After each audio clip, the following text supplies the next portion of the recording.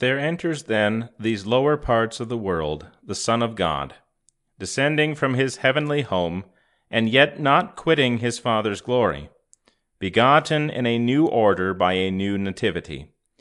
In a new order because, being invisible in his own nature, he became visible in ours. And he whom nothing could contain was content to be contained. Abiding before all time, he began to be in time. The Lord of all things, he obscured his immeasurable majesty, and took on him the form of a servant.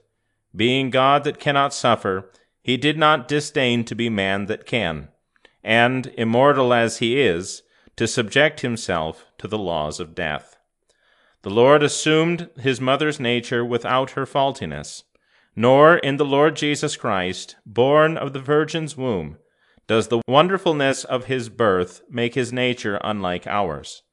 For he who is true God is also true man, and in this union there is no lie, since the humility of manhood and the loftiness of the Godhead both meet there.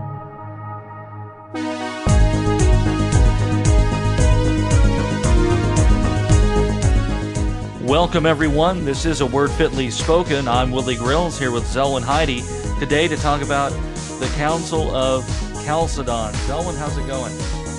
It's going great. It's definitely winter over here, and things are cold and crisp and wonderful. It warms my Norwegian heart. So, very nice. Weather here is sometimes wintry, sometimes feels like fall, so I guess that's about what we expected. Lost quite a few shingles the other day, thanks to some wind that we have out here in the land where there aren't many trees, although I'm sure you can relate to that. Very much so. But other than that, weather posting is pretty mild. That said, I think you have some news that our fans and listeners might want to hear about. Yeah, and this has something to do explaining why there's kind of been some hiccups lately in our publishing schedule. I have recently taken a call to central North Dakota in Hanover and New Salem to serve the dual parish here. And so I'm still kind of in the midst of getting settled in and trying to figure out how everything's going to go, but it's going well. I'm really excited to start work here and to get going. Well, that is exciting. Can you tell us a little bit about your congregations? Well, I do find it interesting. The one that I have the parsonage next to, the congregation was formed a few months before North Dakota became a state. So I think that's kind of an interesting little tidbit. But they're two very good congregations.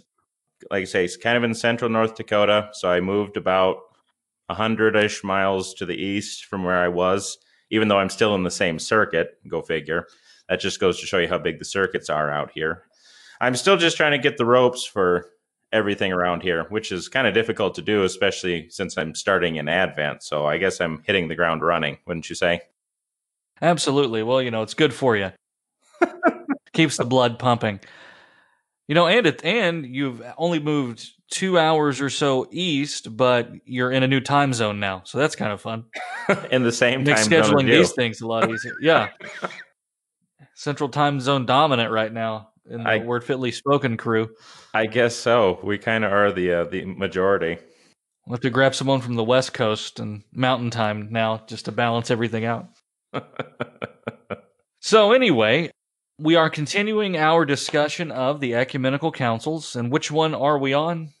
We're moving into the Fourth Ecumenical Council, also called the Council of Chalcedon. And so we're going to be talking about the history behind that and kind of what's leading up to that, as well as the theology that's actually presented at that council. We get a lot of important things that come out of this one, and we'll talk about that a little bit. One big doctrine that's associated with it, again, we will get into that. Why might this council be familiar to our listeners? Because it is at this council that you have the formal definition of Christ having, two natures in one person, as well as also the confirmation of what we have as the Nicene Creed. It becomes, its major form is affirmed at this council, and so what we have now and what we say, for the most part, with one very notable exception, which comes much later in the West, we have the setting forth of the Nicene Creed that we recite, pretty much every Sunday or frequently within our churches. So this is an epic setting council, and it cannot be understated how important this will be for the future of Christianity as well as for the future of Christianity in the West. Yeah, and we're slowly working our way through these councils and then honestly working our way up towards the schism too. So right. Or schism, if you're part of the schism cartel instead of the schism crew, whichever you prefer to say. It's America. Do what you want. Go with what you feel. Well, all right. That's right. So let's start into the history, Zelwyn. Where do we begin? Well, we kind of have to pick up where we left off, of course, with the previous council and talking about what's going on within the Roman Empire and how everything is basically continuing to collapse in the West, even while there are some serious political and military problems in the East as well. And so I would recommend for our listeners, especially if this is the first of the councils that you have listened to go back to our previous three, starting with Nicaea, and do listen to them in order, because these all kind of build on each other, and we don't have time to go through all of the history all over again. However, that being said, in the West, we are seeing that half of the Roman Empire continuing to collapse. And Honorius, who was the emperor in the West, died in the year 423, but he doesn't have any children. He doesn't have an heir to pick up the emperorship after him. And so his relative, Theodosius II, who we're going to be talking about quite a bit throughout this section, actually doesn't name a successor right away. And so this causes a kind of a rift within the West, and you have this controversy where a usurper by the name of John rises up in 423, tries to make himself the legitimate emperor. This causes a kind of civil war that Theodosius eventually gets around to solving, and also elevating his relative Valentinian III up to be emperor in the West. But this turmoil, this civil war, this strife in the West is what's really characterizing this whole period. And in fact, the Goths and who had been moving into the empire throughout the previous century are continuing to dismantle the West and to try to pick it up and take over. And you have one big example of that being the Vandals, where we get the word vandalizing from, rising up under Gaiseric around 429, taking over northern Africa and eventually coming back to attack Rome and Italy on a number of occasions. And so this period of war and strife is something that the East is also having to respond to.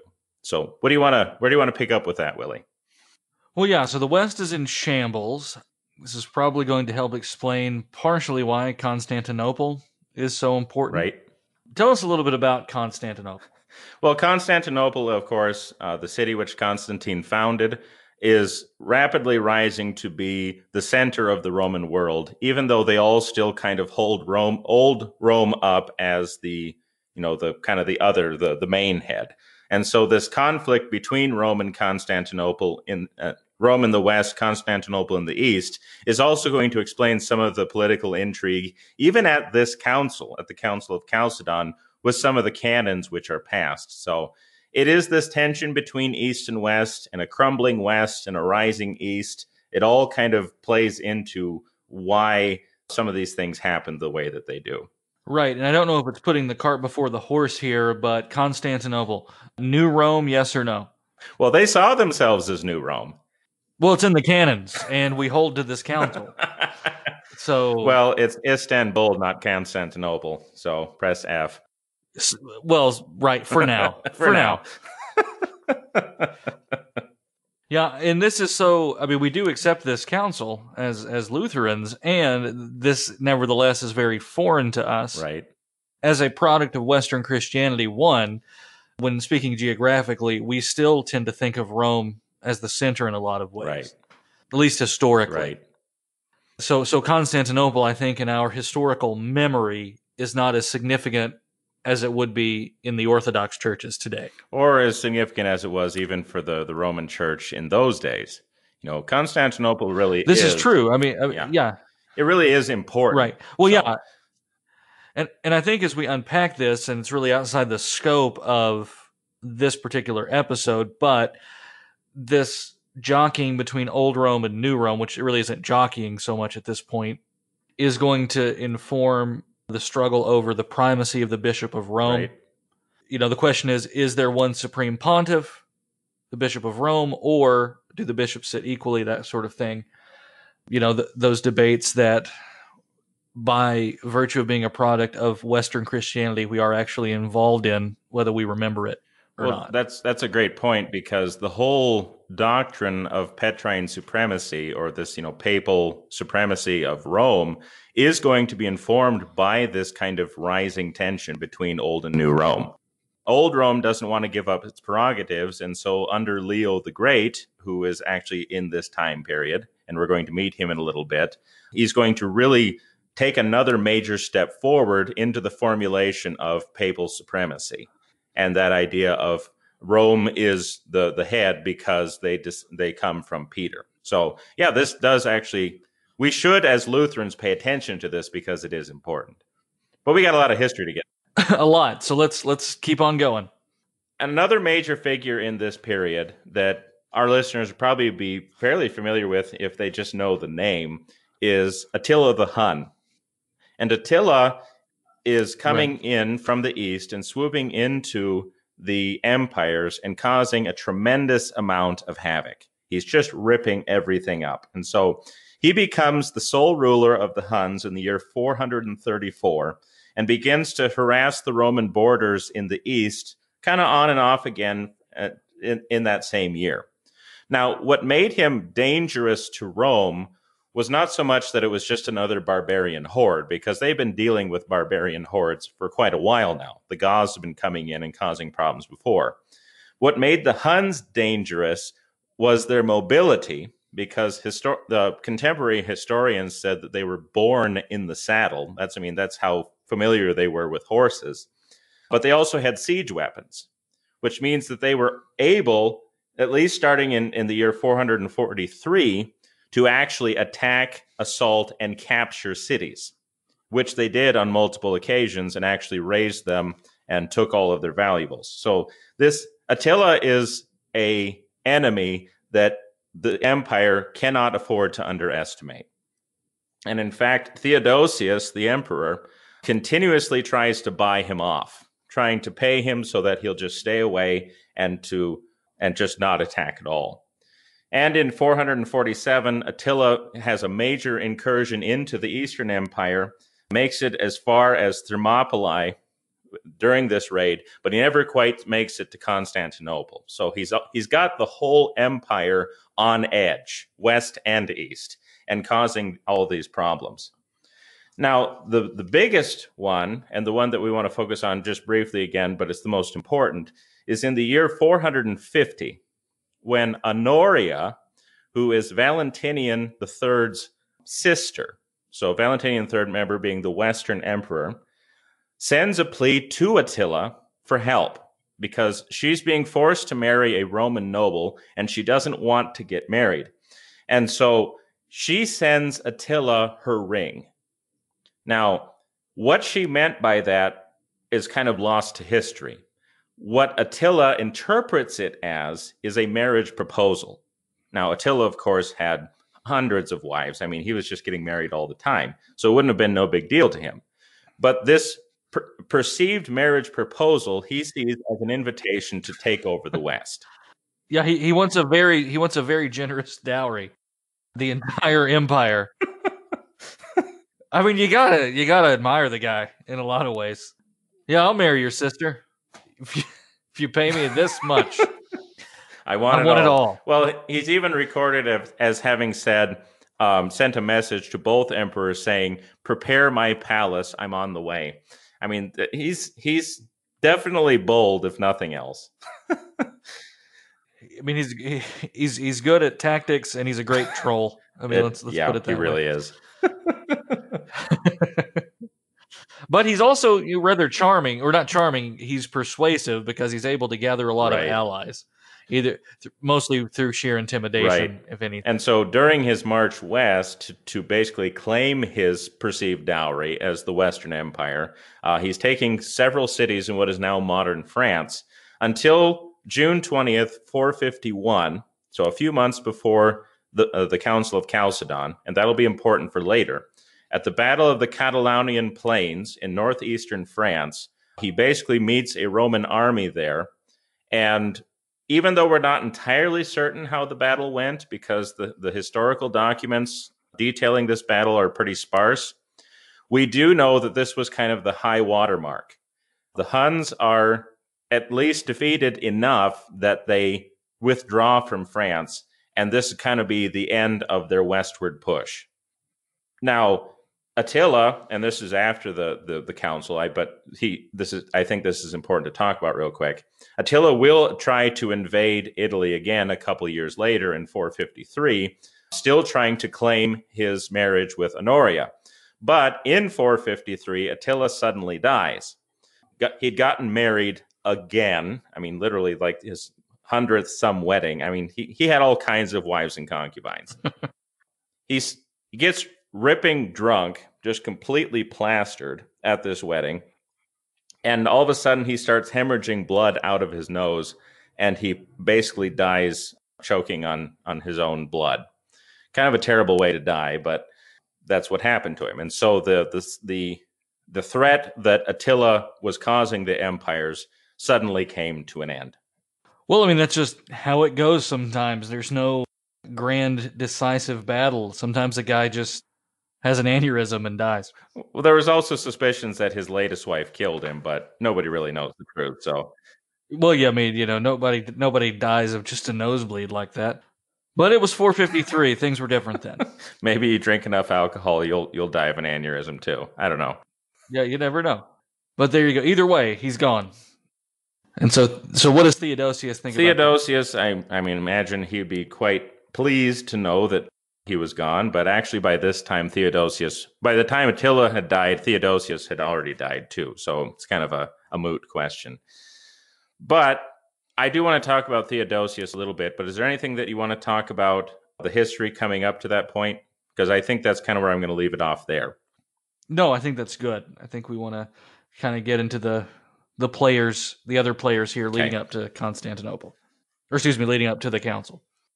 I have mentioned Theodosius II here. He's the grandson of Theodosius the Great, of course.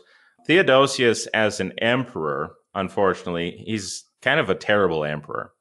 He's noted for his piety. That's one thing he has going for him. He is a very devout man, almost monastic in his prayers and the way he conducts himself. But because of it, or maybe in spite of it, he's kind of an inattentive, easily swayed man. There's always people jockeying for position around him, trying to get the upper hand with, steering him the way that they want him to go. And so, he falls out with his wife, Eudokia, over kind of a suspicion that he has of her, which is totally unfounded. And also, his jealousy causes him to send people away from the capital, from Constantinople. He's the target of insurrections because people think that, he could be doing more for food supply. Well, I know we said when planning this episode, we didn't want to go entirely into the details of his marriage, but tell us about the Apple affair, just because it's worth You want to go into mentioning. the Apple affair? Okay. Yeah, I want to hear about Eudocia's apple. All right. So Eudocia, so she was originally a pagan. She was very beautiful, but when she got married, she becomes a Christian. And this was kind of all brought about by a dear friend of Theodosius's by the name of Paulinus. And Paulinus was raised up in the ranks as a result of it. Well, one day on Epiphany 443, a poor man brings a gigantic apple to Theodosius. And Theodosius is so taken by this apple that he buys it from the poor man and gives it to his wife Eudokia as a gift, kind of as a way of showing his love for her, kind of a little love token. Well, Eudokia turns around and gives it to Paulinus. And Paulinus, in his innocence, turns around and gives it back to Theodosius because he didn't know where it came from originally. He thought he had just gotten it from Eudokia. Now, this leads Theodosius to become rather suspicious of his wife because this, he gave it to her as a love token. Why is she giving it to Paulinus? And he knows good and well it's the same apple. Exactly. He knows what's going on here. You don't forget it. You don't forget an apple like that. Well, it was huge, according to his description. So she lies about it, tells her husband that she ate it. Well, then he basically comes out with and says, no, I know what really happened. And so suspecting an adultery in his wife, he has his best friend Paulinus executed. And his wife goes to Jerusalem for a time to kind of sort things out. So I guess you could say they're separated but not divorced. All because of an apple. All because of an apple. So the moral of the story is don't re-gift. And if you do re-gift, at least tell the truth. Come on. Oh, a bread maker. Cool. Yeah, I gave you that one. Oh, this model? No, this exact one. So, I don't know. Had to end this segment on the Apple affair. We'll be right back with more Word Fitly Spoken.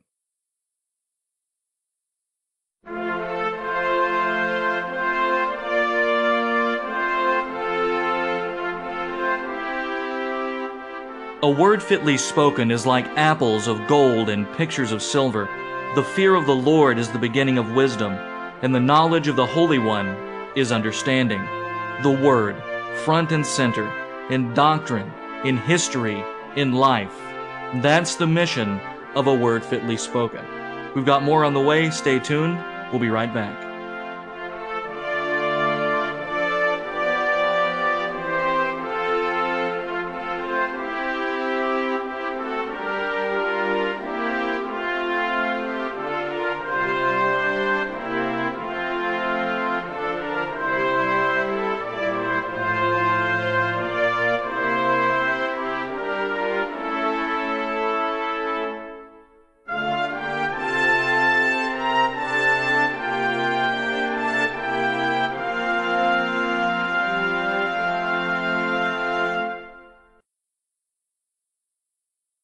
Welcome back, everyone. This is A Word Fitly Spoken. Willie Grill, Zelwyn, Heidi, talking the Fourth Ecumenical Council. So we're slogging right along through the history here, and it's going to get more and more interesting.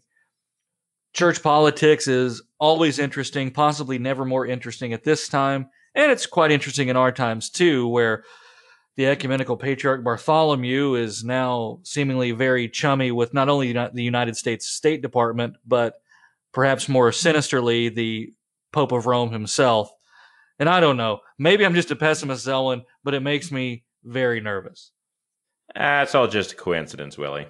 It's all just a coincidence. It's not like there's anything prophesied about this or anything. It all just is what it is. But maybe we should do an episode on that. We might have to. Yeah, we might. It might be worth it. We'll see what develops. I'm keeping my eye on Russia and see what their playbook's going to be. Og and Magog. I mean, what? Well, I wasn't going that far. I'm just saying, Bishop Carroll's kind of my barometer for Christianity in that part of the world. So, how you say, I'll put it this way. He's the patriarch that I don't take with a grain of salt. Does that make sense? Fair enough. This Bartholomew stuff is very concerning. And certainly the Pope Francis situation is concerning. And then the two coming together is very concerning. Neither here nor there. We're a few centuries away from it, but, it kind of applies here a little bit. Well, speaking of the Bishop of Constantinople, since we're kind of on that topic anyway, I think what we should do to show how it applies is that moving from Nestorius, himself a heretic, and the Bishop of Constantinople, down to when we get to Dioscorus, who is going to be the main figure in this council, the Council of Chalcedon. So just doing a little bit of brief overview on the history. So after Nestorius is deposed, Maximinian is elected 4 months later. And it's a controversial election over one named Proclus, and Maximinian is ordained as the Bishop of Constantinople on October 25th, 431. However, Maximinian dies on Maundy Thursday 3 years later in 434. And Theodosius, who doesn't want any more problems like in the previous election, immediately appoints Proclus to be the Bishop of Constantinople. Just a couple of quick notes about Proclus. He was described as being a mild man, one who is not at all disposed towards violence, which was kind of unique for his time. And he's also the one who brings back the body of Chrysostom from exile 35 years after he died. And so Chrysostom is kind of repatriated and buried in Constantinople in 438. However, that being said, Proclus dies in the year 446 and is succeeded by Flavian. Flavian is a very pious man. And if you remember from the previous episode, Cyril of Alexandria, Cyril dies in the year 444 and is succeeded by Dioscorus. So Dioscorus of Alexandria, which begs the question, can anything good come out of Egypt?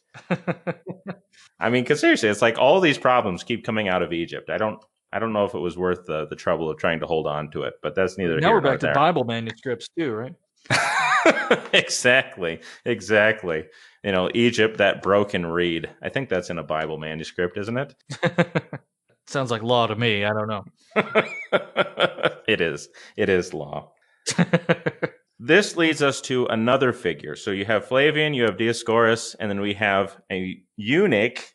And in Byzantine history and Eastern Roman history, whenever you hear the word eunuch, that should immediately make you stop and worry because something bad's about to happen. Chrysaphius the eunuch, who is the Grand Chamberlain, kind of the right-hand man of Theodosius, because he's trying to gain further influence over Theodosius, that also leads another man to have influence over Theodosius, and that man was an archimandrite, or a head monk, named Eutyches.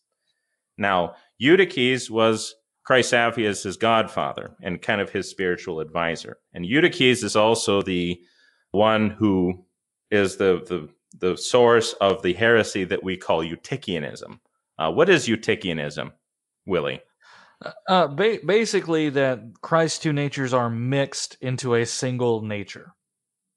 So it's the opposite of Nestorianism, which says that the two are essentially separate, maybe glued together being the analogy used for Nestorianism. So Eutyches also equates the natures of Christ with the person. So two natures equals two persons. So you can't have that. So everything's got to be mixed together. Does that seem like is that a fair definition? I think so. He's quoted as saying Christ had two natures before the incarnation and afterward only one. Whatever that means, but you have to start with two to get a mix. So it's like paint, I guess. Yeah, it's kind of a third thing, kind of distinct from both of them, so that Christ is still consubstantial with the Father because he still wants to be a Nicene Christian, but he's no longer consubstantial with us. He's kind of too different to be like us anymore. And so that's kind of the main problem with Eutychianism, is this mixture that causes Christ to be something totally different. In the mixture, he becomes something other than what he is revealed to be. Right. But Eutyches isn't a very consistent thinker. And so trying to get a solid, well thought out Christology from Eutyches is going to be a kind of a difficult thing to do. But it runs him into trouble, understandably. And so a couple of bishops, one by the name of Domnus of Antioch, accuses Eutyches of Apollinarianism, which we talked about in a previous episode. Right. So that's Jesus has a human body but a divine mind. Right. Yeah. So again, not really fully man. He's kind of the divine zombie. Right. That's a good way to put it. And then another one is Eusebius of Dorylaeum, who is described historically as having a zeal which made fire seem cool. And he was also the one who denounced Nestorius. And so he brings up charges against Eutyches and has him brought before him what's called the Home Synod. And the Home Synod was kind of a semi-permanent council of bishops that was held fairly regularly at Constantinople, and it was kind of a way of dealing with the small claims, if you will, dealing with the small problems in the church. So we don't have to continuously invoke the great big ones. I think there was only like a handful of bishops there, like maybe 40 at the most. But anyway, the point is that at this home synod, Eutyches is denounced and condemned. And Flavian, remember, who's the bishop of Constantinople at this point, is heavily involved with the outcome of this synod. Now, this leads Chrysaphius, the eunuch, remember the Grand Chamberlain, to basically, he wants to take care of this. This isn't how it should have went. He wants Theodosius to do something about this, and Theodosius, in his inattentive state, convokes a new council at Ephesus to deal with the problem. Now, this is not what we would call the Second Council of Ephesus. This is actually what we call the Robber Council of Ephesus. This is not accepted as ecumenical by anyone, West or East. So what's happening at this council, which convenes on August the 8th, 449, is under the presidency of Dioscorus from Alexandria. They basically bring all of the people together that had condemned Eutyches, and Eutyches is basically lifted up, and all of his detractors are basically pushed out of the church. And the way that Dioscorus did this was through some, rather dirty pool. First thing he does is he reads a canon from the First Council of Ephesus, which says you can't confess a creed other than Nicene, which everybody agrees to. But then he immediately says, okay, for that reason, Flavian and Eusebius have to be thrown out. And in the heated debate that follows that, Dioscorus calls in the military to come in and basically rough everybody up. And some of the bishops are beaten. Others are made to sign blank pages, which they would conveniently fill in later. And multiple of these bishops are deposed. Flavian himself dies while in exile because of this council. So just a giant mess, wouldn't you say, Willie? Yeah, probably not the way to do church politics. Well, thankfully today, church politics are all clean and above board. Yeah, we don't do anything like this. Nobody in any church today does anything underhanded. Oh, I wish that was true. And so that's the Robber Council. So what's the fallout then? So the fallout is this, as I mentioned before, this is the time when Pope Leo, who's called Pope Leo the Great, is alive. He gets upset about this because he had written a very famous letter to Flavian, the Bishop of Constantinople, called the Tome to Flavian. And this tome is going to be very important. In fact, it's the selections of which we've read for the cold open, and also we'll read a selection of it from the outro. It'll be very important at the Council of Chalcedon. But Leo is very upset with the way everything has gone. He is the one who actually calls it a robber council. And he protests to Theodosius and says, we got to have another council. We got to fix this. This is not how it should have went. Theodosius, again, inattentive, he's not really paying attention, probably half asleep, says, no, we don't really need this. And so they are going back and forth. They're fighting, and Leo even goes so far as to say, okay, I'm not going to confirm your new bishop in Constantinople until you consent to my tome, until you say that my letter is at least orthodox. And again, this fighting goes back and forth until suddenly, on July 28th, 450, Theodosius dies. He's thrown from his horse while hunting and dies shortly after. And so we have a sudden political change in the empire that is going to also cause a big shift in this debate. After Theodosius dies, he doesn't have any successors. He doesn't have any children. And so his sister, Pulcheria, his older sister, although she had remained a virgin throughout her entire life, she never got married at any point, now marries a military general named Marcian. And Marcian is elected emperor on August 25th, 450. And so his reign, even though he's not related to the Theodosian line in any blood sense, he's at least got that backing in through marriage. And as a result, Dioscorus and Eutyches no longer have the political support that they had under Theodosius, because Marcion and his wife, Pulcheria, are firmly on Leo's side.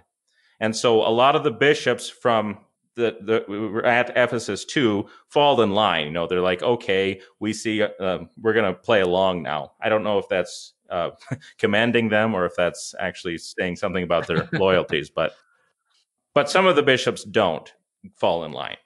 Leo's at least getting to the point where he says, okay, maybe things are fixing themselves. Maybe we don't really need another council, but the emperor and the empress insist on another council, and so a new council is convoked in the year 451.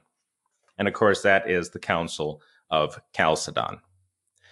Now, we're finally to the council itself. Originally, Marcion wanted to have the council at Nicaea again on September the 1st, 451. But if you remember from the first part of this episode, Attila the Hun is still kind of rampaging around. Yes, it's after the Battle of the Catalaunian Plains. He's kind of on the downward slide, but nobody knows that yet. And so there's this threat, the emperor thinks, I can't really leave Constantinople, so let's hold the council somewhere closer so that I can still be involved, but I don't have to leave the city.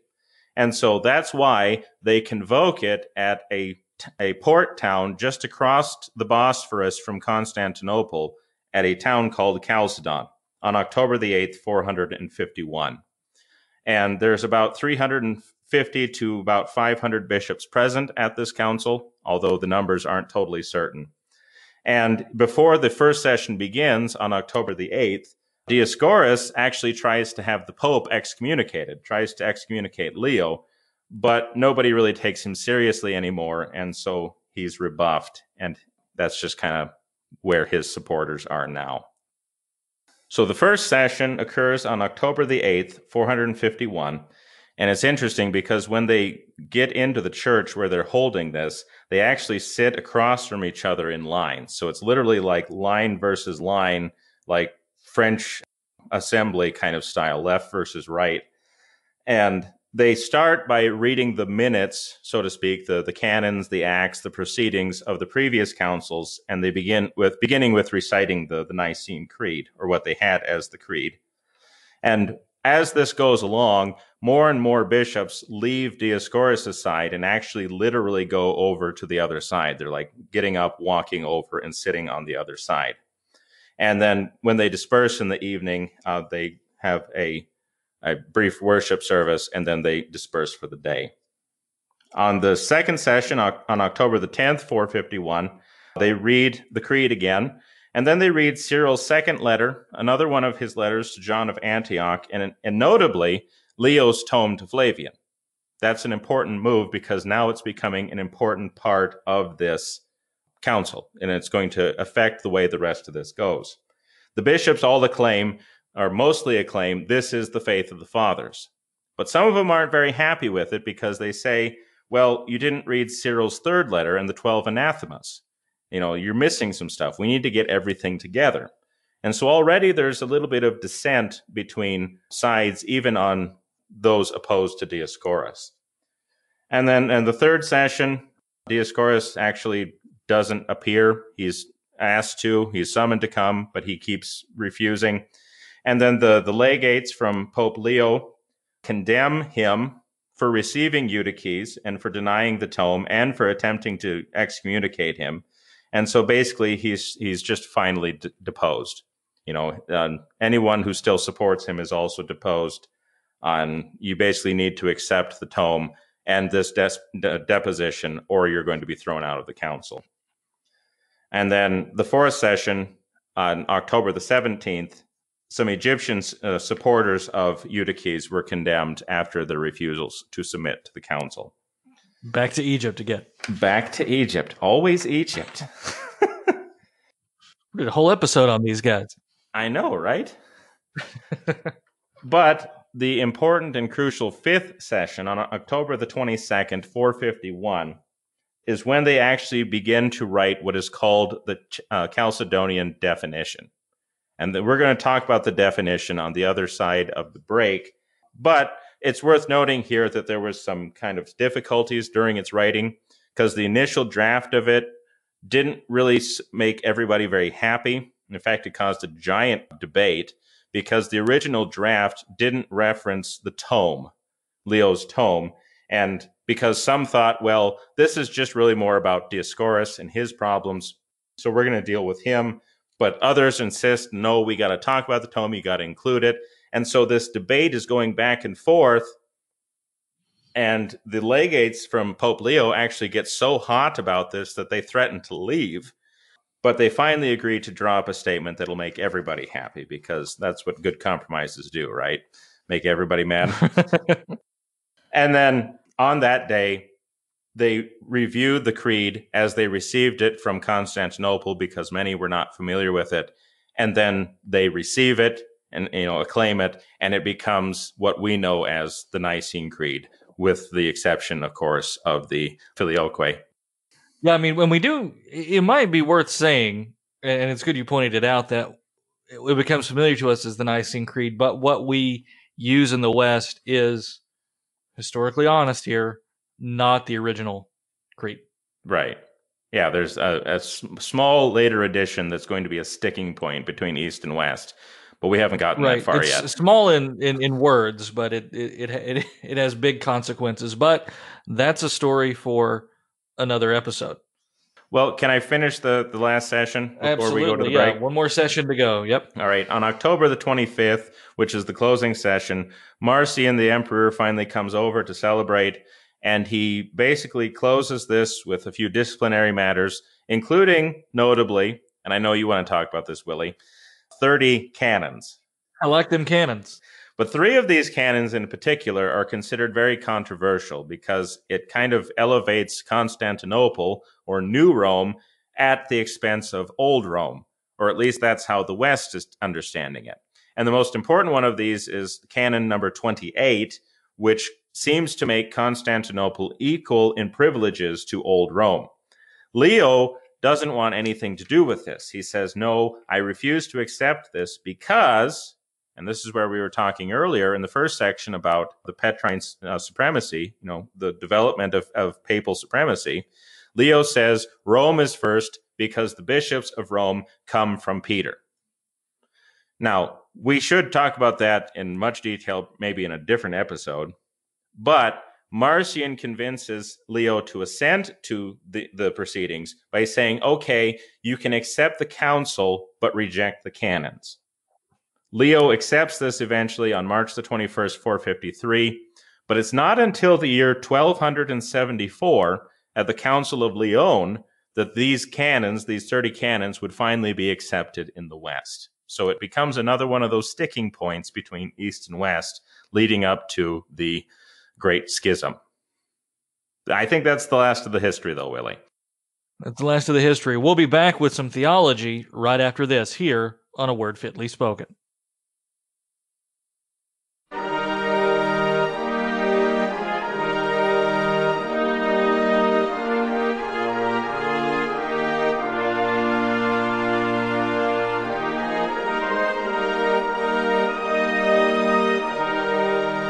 The Word of God is living and active, sharper than any double-edged sword. The Word of God is the center of our faith life. Join us every Thursday for a new podcast, available on iTunes and your favorite podcasting app. Follow us on Twitter at WordFitly. Check us out on Facebook, facebook.com/WordFitly, and check out our website, wordfitlyspoken.org. We thank you for listening, and stay tuned for more Word Fitly Spoken.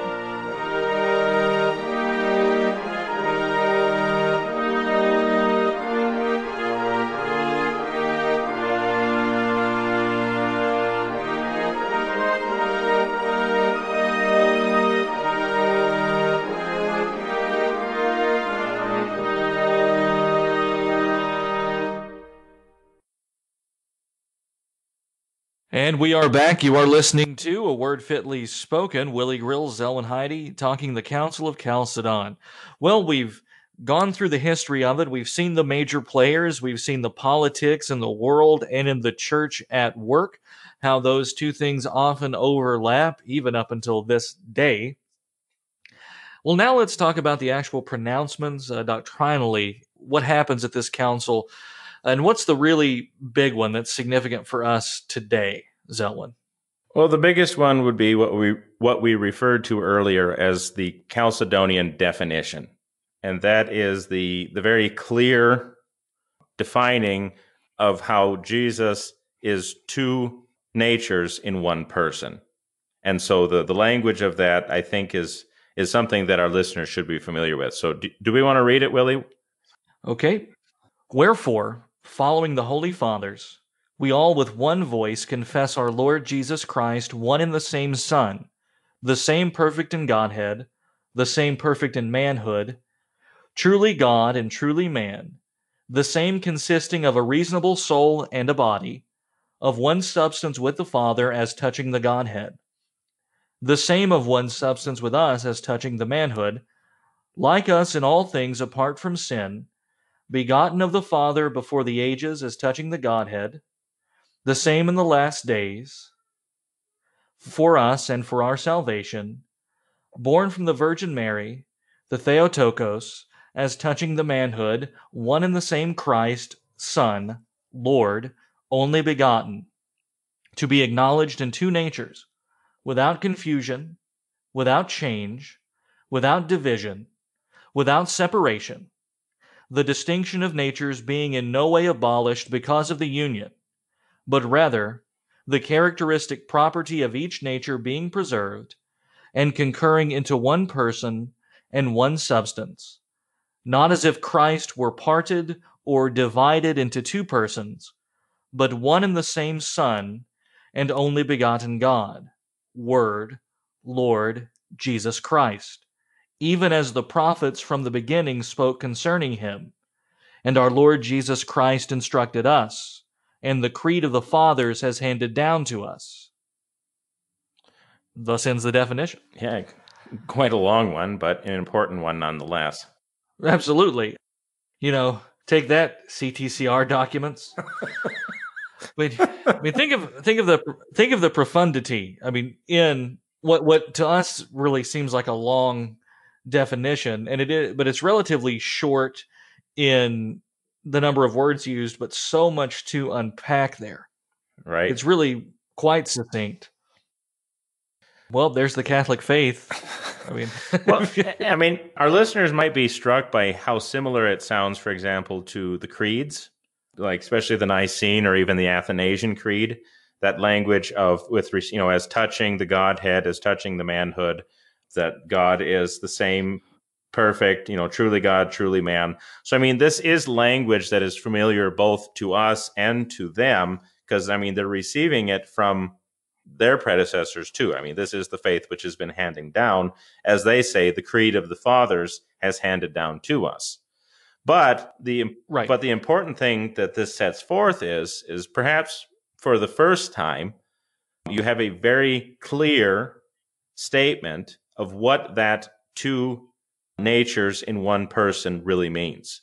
And so nature and person are no longer identical terms like it had been with Eutyches, but Christ, in a unique way, becomes the God-man, the one who is, God and man at the same time. I mean, where do you want to unpack this, Willie? I mean, we should talk about it a little bit more. Well, yeah, I mean, this is, okay, first and foremost, to modern listeners who are not accustomed to the church taking things so seriously, this seems like splitting hairs. Right. I think to many modern ears, and maybe even to some ancient ears, it did too. But it's about defining God rightly, in particular, defining God the Son correctly. If we have a wrong conception of God, then everything is lost. Right. So we have to understand this right. This is foundational to the faith. I mean, the church does fall when you don't have a right doctrine of God, a right understanding of God. And so that's what this is about. This is important. People get mad nowadays or sometimes if somebody gets their name wrong or mispronounces their name or something. They're personally offended. Well, you should probably be offended more when someone gets your Lord Jesus Christ's nature wrong too. Right. We become offended at the slightest thing. We don't understand bad doctrine as an offense. in a way, and it is. We tend to think of it as just some sort of academic exercise, and it's not. I do think that souls are in danger when we depart from this definition, when we depart from the wisdom of the ancient fathers here and go our own way. Because now we are no longer safely guarded. We are sort of at our own devices there. And we don't want people to go off into myths, as the Bible says. Right. And so I do think it's extraordinarily important, and just at the basis of it, we can say, well, why does it need to be this way? Why do the two natures have to be this way? Well, ultimately, that's how it's been revealed by God. This is how He has revealed Himself, the reality of Himself. But I think at the very base level, the issue is if you get God wrong, then you get everything wrong. If the foundation isn't strong, then everything else falls. And we're living at a time where, even at the time that the creeds are written, there is heresy everywhere. But even today, you look at American Christianity, which is primarily what we focus on, and the movements that come from America into the rest of the world. Predominantly, for being, honest with our typical episodes and focuses. Oneness Pentecostalism, for example, is out there, very popular. You have the Jehovah's Witnesses who are popular, who espouse the Arian heresy. And so a lot of these old heresies are repeated again, and I think monophysitism is repeated a lot of times by accident, too. People fall into that trap because this is not the creed, or this is not the definition or the council that is taught on as much as the other ones. And I think perhaps because it is so technical. And to be fair, too, monophysitism, or this idea of Christ having, one nature, is actually persists in the Coptic churches. So, this isn't something that goes away. Correct. No, rarely do the councils totally stamp out heresy. I don't know if there's one example where every single adherent to a heresy was wiped out. Or, excuse me, I should say converted. Maybe the Canaanites in the Old Testament. I think the closest you get to that is with the First Council of Constantinople, with its formal and complete condemnation of Arianism, because the Arian heresy, yes, it's come back in the Jehovah's Witnesses, but for a while there, it was pretty much dead. Yeah, it definitely goes. It's very small and underground if it exists at all.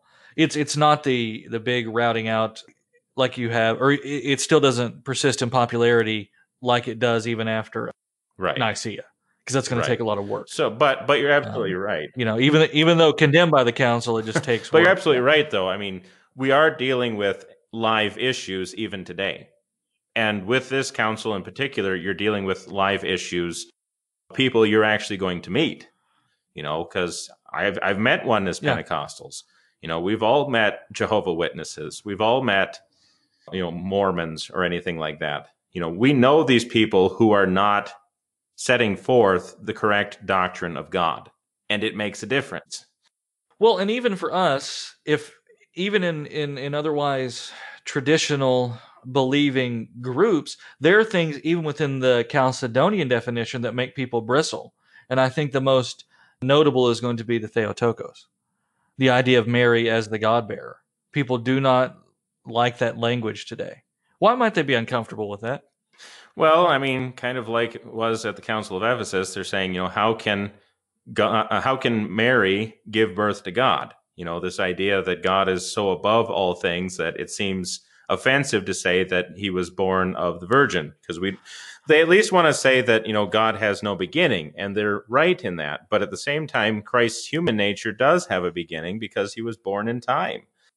Right, and there is a union of the natures, so that they are, without change or confusion or division or separation. I think they hear Theotokos and say that means that Mary gave birth to the Trinity. No, that's not what Theotokos means. It means that she gives birth to Christ. And because she gives birth to Christ, she gave birth to God. Well, and that's the thing. People become uncomfortable with traditional Marian doctrines, but ultimately, Mary as the God-bearer is a confession of Christ. Right. Exactly. And there is, on the one hand, a zeal to purify things that's good. On the other hand, there's a case of wanting to throw everything historical out with the bathwater. Right. And if I could mix some metaphors there. Yeah. So, I mean, it is interesting because you see these polarities within a lot of American churches today where they want to either reject everything traditional without a thought, even going so far as to rewrite the creeds. And we've seen this. Right. And then the other one, which just accepts every practice, regardless of whether it was historic or even part of a council or not, and accept it just because it's old or looks cool. And that's how you end up like being, running towards the Copts or something like that, or being enamored with that sort of thing. So there has to be some wisdom there, and that's where the norming definitions like you have at Chalcedon are so important. And again, these are ultimately confessions about Christ. And I think the same thing could be said about other confessions too, but particularly about the Blessed Virgin Mary and what we're saying about her. Those things are important, and certainly at this time. I do think it gets a little complicated once you get to the 19th century in the Roman Catholic Church, but again, we'll get there eventually. Are we just gonna keep going down the line, go to the 8th quote unquote ecumenical council too, or what? Right, we'll just keep going and going. We'll go to Trent, and then we'll get to your Vatican I. We'll do that. We'll even do Vatican II if the Lord tarries. Actually, we don't need to do Vatican II. We're living in Vatican II. We can just feel it pretty firsthand. sad. Yeah. Right. Look around, everything that's wrong. It may well have to do with the 60s and Vatican II. Even for Lutherans. Prove me wrong. I don't know if if you disagree, say so in the comments. Yeah, right. So that's where we are. So anything else we want to say about the Chalcedonian definition? No, I think that kind of touches it. I mean, again, this is a lot of creedal kind of language. It's the stuff that we would normally cover when talking about the Nicene Creed. And it is something maybe worth studying on, in your own time too, to just really delve into what it is that the definition is saying. I'm not sure that, 3 podcasts could really break it down entirely. So I do think we want to get on, at least in the last few minutes, to talking about some of those canons and the importance that they have for us today. Wouldn't you agree? Yeah, I'm glad we're taking the time to talk about this, because usually the only time this gets talked about is briefly on Trinity Sunday, and then we forget about it until the following Trinity. Another year. Yeah. So. Right. Well, all right. So let's look at some of the canons. Now, there's, a lot, so can't really go through all of them, but I want to look at a few. And if you'll bear with me, I'm just kind of scrolling through my list here of them. A lot of it has to do with things that are going to be so foreign to us, dealing with clergy ranks and dominions, that sort of thing, parish lines being drawn. Suffice it to say, a lot of it has to do with clerics moving between different areas and bishops not stepping on each other's toes. You have rules for monks and all kinds of things like that that are just so outside of what we're used to talking about as Lutherans. There's submitting oneself to the bishop of a city if you're a clergyman coming into the city, that kind of thing. But let's take a look at, say, 9. Litigious clerics shall be punished according to canon if they despise the episcopal and resort to the secular tribunal. When a cleric has a contention with a bishop, let him wait till the synod sits, and if a bishop have a contention with his metropolitan, let him carry the case to Constantinople. Now, right there, even before the later canons that deal with Constantinople's authority, you already have Constantinople's authority appealed to, right, in the case of a metropolitan. Right. But most notably is litigious clerics. That this is a biblical principle, right? In Corinthians. We shouldn't be suing one another. Yeah, you should. Yeah, Corinthians says that we should be able to sort out our own differences without going to secular courts.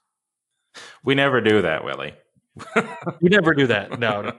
And see, they're borrowing, from the Bible here. Imagine that. But yeah, it is interesting. So you have this biblical principle at play regarding litigation, and then tucked in there, you have an appeal to the authority of Constantinople, which I find very interesting. Well, and I think it's also an interesting canon because I think it's illustrating how tightly the church and the Roman Empire are becoming intertwined with one another. I can't imagine in the days of, the persecutions, the Christians ever saying, oh, we're going to go up to, the pagan court and let Caesar, decide all this for us. Yes, I know Paul appeals to Caesar, but that's a little bit different. At the same time, by this time, you have clerics actually saying, I don't want to deal with the bishop. I'm going to bring you before a secular court in clear defiance of what Paul has to say on the matter. So I think there is this kind of increasing unity between the church and the state, which will have consequences later. We have some other things here about baptism by heretics and some things like that. 15 is interesting. No person shall be ordained deaconess except she be 40 years of age. And if she shall dishonor her ministry by contracting a marriage, let her be anathema. Yeah, that's... So older women, and they may not marry. That's the ancient understanding of a deaconess, at least at this time. Yeah, that's interesting. Yeah, it's interesting, especially because, we put our own interpretations on what we call the diaconal office or what we call a deaconess today. But at least in the time of Chalcedon, as we can see, there might have been an actual fairly different definition. One that might be more in line with Paul talking about older women and, and marriage and all that sort of stuff. So, correct. 16, monks or nuns shall not contract marriage, and if they do so, let them be excommunicated. So basically he's saying that a monk or a nun, those who have entered into an ascetic lifestyle have vowed not to be married, and to marry, they are breaking their vows. Now, one of the things they're silent on here, but it's going to be obvious once we point it out, is they're saying monks or nuns shall not contract marriage. But who is not forbidden to marry? Priests? Yeah, the priests can still marry at this time. Remember, that doesn't... The idea that a priest would be completely forbidden from marriage, for all intents and purposes, doesn't happen in the West until centuries later. Yeah, quite a bit later. But the tradition that... the tradition that monks or nuns shouldn't be married is a fairly ancient custom, because they have agreed to this and made vows to live in such a way. The monastic lifestyle does not accord well with marriage. Sure. And it's kind of, it's kind of contrary to denying oneself, so to speak. I mean, I think as Lutherans, we would still kind of balk at this a little bit and say that, yes, there's kind of the beginnings of what we would say is an unbiblical idea, but at least you can defend it at this point in saying, okay, they've made a vow to do this, and what they're really legislating about is don't break your vows, which is something I think we can get behind. But there are differences between the monastics and the regular clergy, or the secular clergy, if I can borrow that definition there. And so in that case, I can live with this. Nobody's forcing them by the sword here. As soon as I said that, somebody's going to come up with a with an example of somebody being forced into a nunnery or whatever. But hey, maybe it was good for that person. I don't know.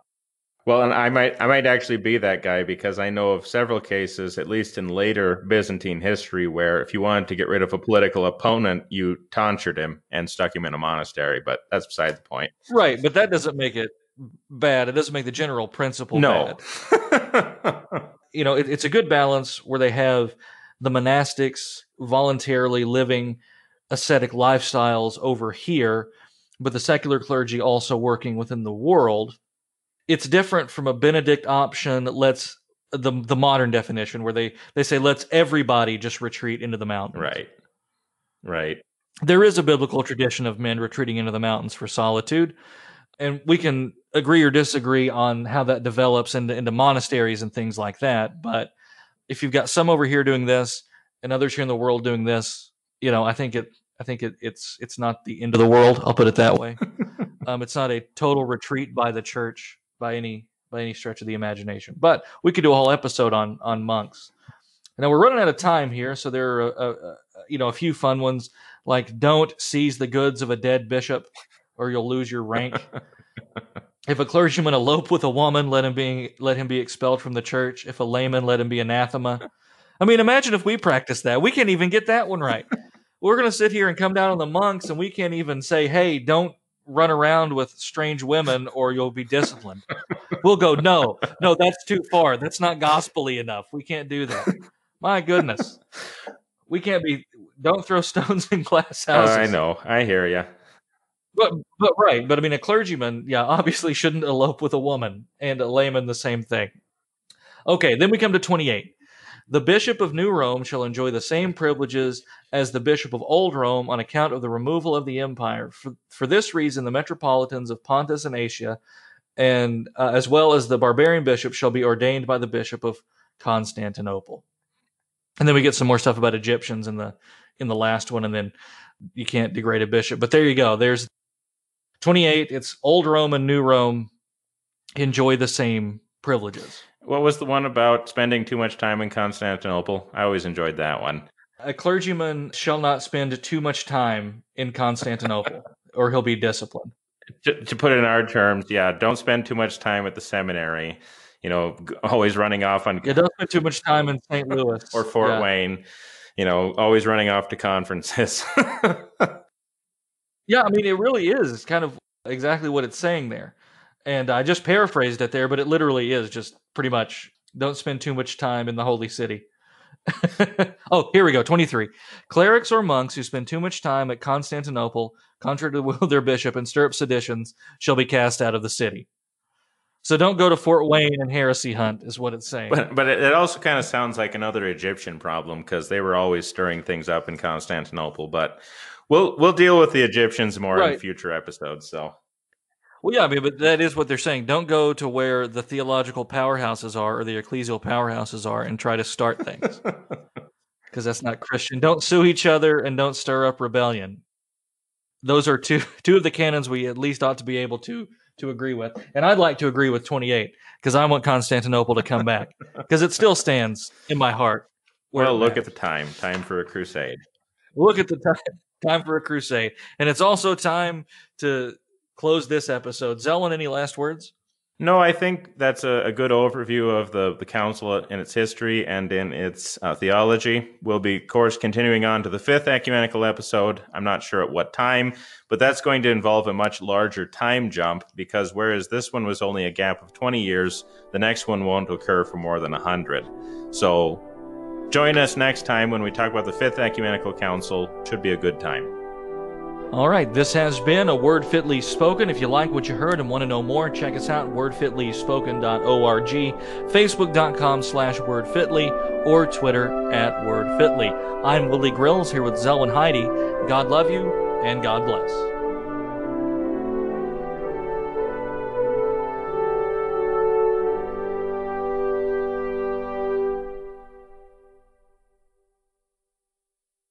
For it must again and again be repeated, that one and the same is truly Son of God, and truly Son of Man.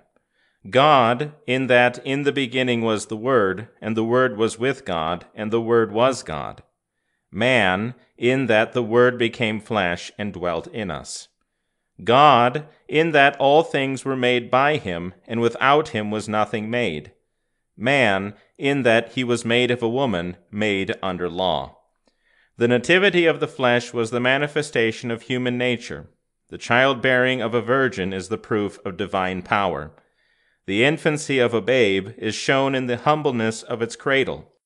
The greatness of the Most High is proclaimed by the angels' voices. He whom Herod treacherously endeavors to destroy is like ourselves in our earliest stage. But he whom the Magi delight to worship on their knees is the Lord of all. So too, when he came to the baptism of John, his forerunner, lest he should not be known through the veil of flesh, which covered his divinity, the Father's voice, thundering from the sky, said, "This is my beloved Son, in whom I am well pleased."